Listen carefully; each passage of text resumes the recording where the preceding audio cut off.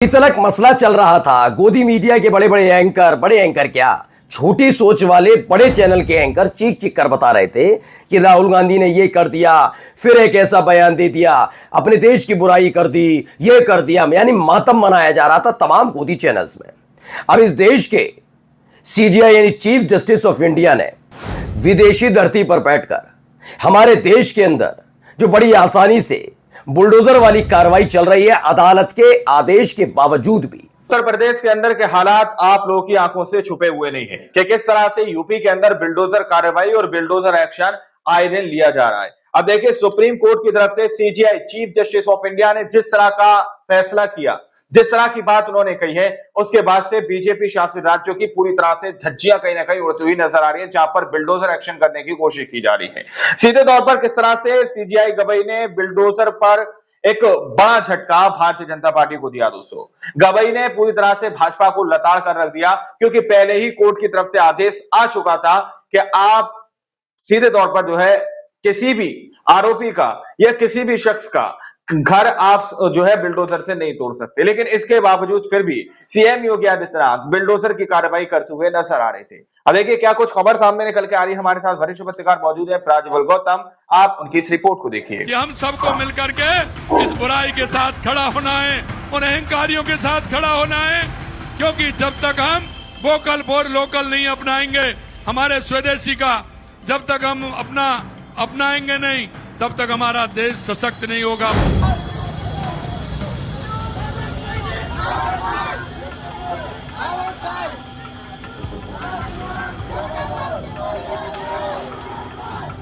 मुझे एक तो दिल्ली में हर जगह फॉलो किया जा रहा है। मैं जहाँ भी जाती हूँ मेरे पीछे एक गाड़ी लगाई हुई है। वो कौन है, किसने लगाई है, ये मुझे नहीं पता। तो आज अचानक उनके ऊपर राष्ट्रद्रोह का मुकदमा लगा करके उनको जेल में डाल देना बहुत ही चिंता का विषय है।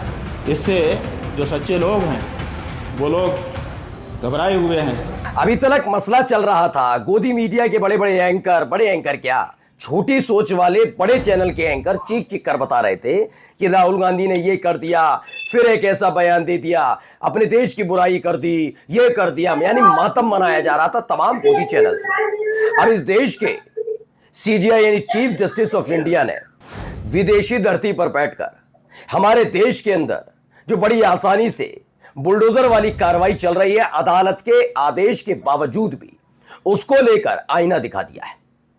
ये योगी आदित्यनाथ, ये हेमंत बिस्व शर्मा और ऐसे ही तमाम बीजेपी शासित राज्यों के मुख्यमंत्रियों की जो मंशा है उनको खोल कर रख दिया।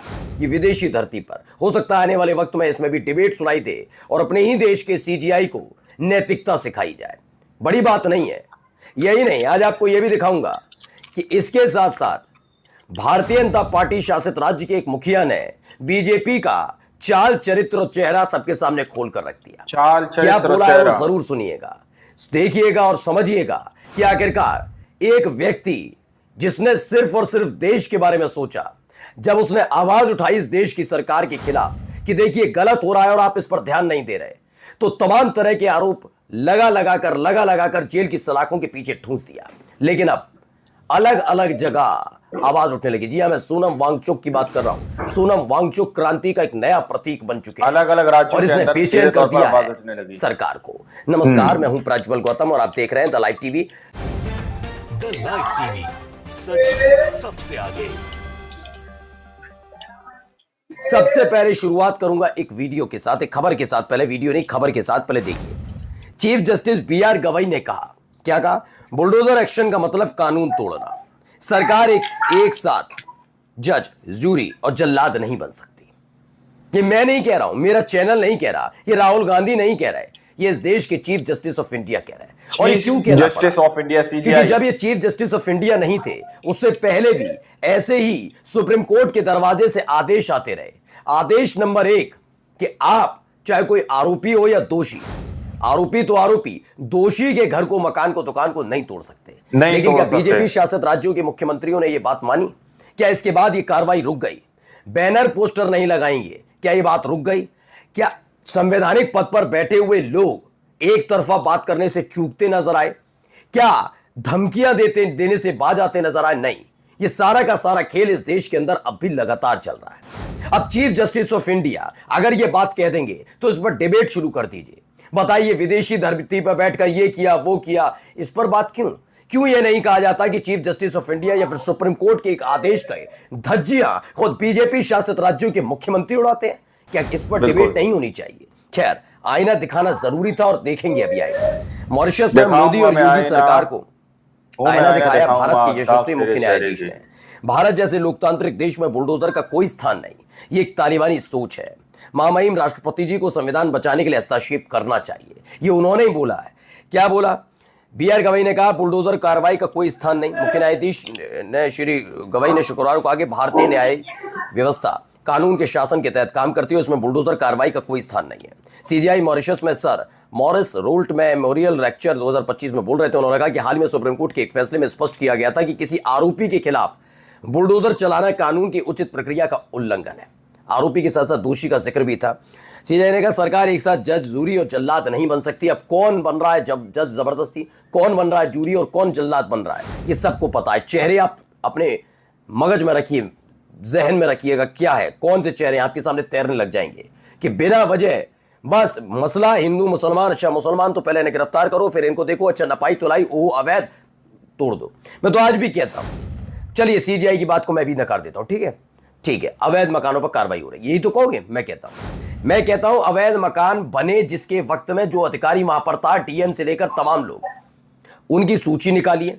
अब तक उन्होंने कितनी सैलरी उठाई, वो उन पर जुर्माना लगाइए, उन्हें जेल में ठूसिए और तो और पेंशन बंद कीजिए और उनसे रिकवरी करिए। सारे पेंशन से लेकर वो रिटायर हो गए तो पेंशन, सैलरी अब तक कितनी ली उन्होंने। अगर 10 साल पुराना अवैध मकान है तो 10 साल पहले कौन डीएम था, कौन एसडीएम था, कौन अधिकारी कौन था, सबको चिन्हित कीजिए, सबको बर्खास्त कीजिए। आइए इस पे तो देखिए अधिकारियों के अंदर एक खौफ रहेगा कि अवैध निर्माण होने ही नहीं देंगे, या फिर सरकार के आदेश के बावजूद भी वो नहीं चाहेंगे कि किसी का मकान दुकान ऐसे तोड़ दिया जाए अवैध बताकर। ये लिख लीजिए, मैं गारंटी के साथ कह रहा हूं, ये कार्रवाई करके देखिए, क्योंकि यहां मनबड़ हो जाते हैं। यहां तो सर अधिकारियों की मैं आज भी कहता हूं गलतियां नहीं है। जो लोग कहते हैं ना अधिकारियों को, नहीं, चूंकि उन्हें मालूम है इधर कुर्सी ना चली जाए, ट्रांसफर ना हो जाए, तो उन्हें कार्रवाई करनी पड़ती है और कभी कभी आका को खुश करने के लिए भी करना पड़ता है। जब ये हट जाएगा कि हमारी कुर्सी तो ऐसे जाएगी, इनकी वजह से जाए ना जाए, इनकी वजह से चली जाएगी, ये छीन नहीं पाएंगे, ट्रांसफर ही कर पाएंगे, लेकिन ये किया तो नौकरी जाएगी, रिकवरी होगी, तमाम चीजें, तो कोई कार्रवाई नहीं, कोई नहीं करेगा, बचेंगे इससे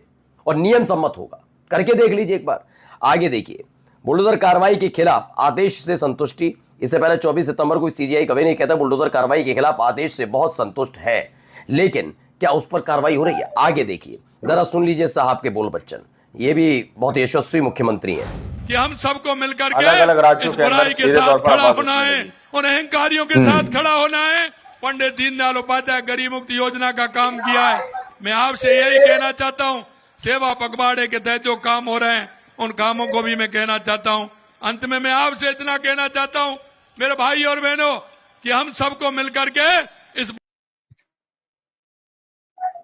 खड़ा होना है, क्योंकि जब तक हम वोकल फॉर लोकल नहीं अपनाएंगे, हमारे स्वदेशी का जब तक हम अपनाएंगे नहीं, तब तक हमारा देश सशक्त नहीं होगा, मजबूत। अपनाएंगे नहीं। मैं बता रहा हूं ना, इस आदमी पर बोला नहीं जाता है, ये पर्ची वाले मुख्यमंत्री, इन पर कुछ बोलना नहीं आता है, ये लिख कर ले लीजिए। आप सोचिए, अब आप कहेंगे गलती भी तो हो सकती है। गलती क्या है इनके? एक नहीं, आप इनके दर्जनों, आप गूगल पर जाइए, यूट्यूब पर जाइए, आप इनके करके देख लीजिए, इनके इतने ज्यादा गूगल पर मिल जाएंगे आपको बयान, एक से बढ़कर एक। कुछ भी बोलना है, कैसे भी बोलना है। खैर, मैं तो ये कहता हूं ये पार्टी का चाल चरित्र चेहरा है, जिसे भजनलाल शर्मा राजस्थान के मुख्यमंत्री ने सबके सामने रखा है कि हाँ यही करना है, ये बीजेपी का असली एजेंडा है। आइए, लद्दाख, भारतीय जनता युवा मोर्चा के पूर्व वर्कर ने खुदकुशी की, वांगचुक की गिरफ्तारी से सदमे में था। भारतीय जनता युवा मोर्चा का सोनम वांगचुक की गिरफ्तारी के बाद अब लगातार आवाजें उठ रही हैं और एक एक करके, ये देखिए, यहां पर भी देखिए एक वीडियो।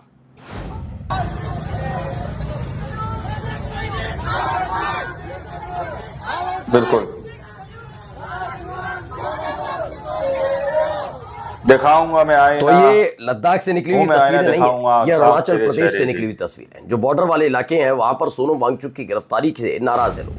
मैंने भी तब भी ये सवाल उठाया था। मैं ये नहीं कहता कि कोई देशद्रोह का काम कर रहा है, उसे फंडिंग हो रही है, तमाम चीजें, फिर नैतिकता मत सुनाइए। मोदी जी 20 घंटे काम करते हैं, अमित शाह जी क्या कर रहे थे इतने साल से? अचानक से एक घटनाक्रम, बीजेपी का दफ्तर फूंक दिया जाता है और उसके बाद से एक कार्रवाई होती है, तब जागती है सरकार, कहती है ओहो ये तो सोनम वांगचुक देशद्रोही है, ये तो वहां से पैसा ले रहा, तब से सो रहे थे तुम। मैं फिर कहता हूं कि इन सब लोगों के होश ठिकाने लगाने का एक ही तरीका है कि पता करो कब से ले रहा था सोनम वांगचुक ने, कब से लेना शुरू किया पैसा और कब से देशद्रोह का, और समय का प्रधानमंत्री, उस देश समय का गृह मंत्री, दोनों को बर्खास्त किया जाना चाहिए कि तुम क्या कर रहे थे, क्या जिम्मेदारी, जनता ने क्यों चुना तुम्हें, क्यों चुन रखा है आप लोगों को कि आपके खिलाफ कोई आवाज उठाए और फिर अचानक से जाकर उस पर कार्रवाई करो।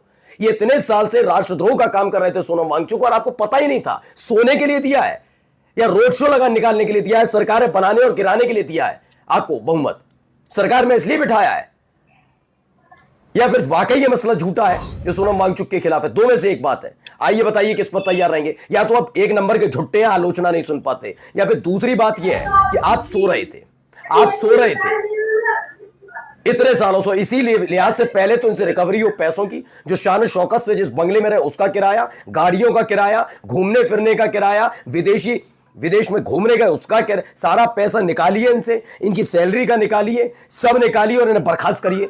काम जो काम दिया वो नहीं कर पाए, आप नाकाम साबित हुए। हो पाएगा ये होगा तब समझ में आए। जानते हैं यही एक तरीका है। यहां पर क्या है ना, आदमी बहुत जल्दी ये गलत है, अब याद आया है, 10 साल से कर रहा हूं तो गलत नहीं, अभी एकदम याद आया, ओहो ये तो गलत कर दिया इसने।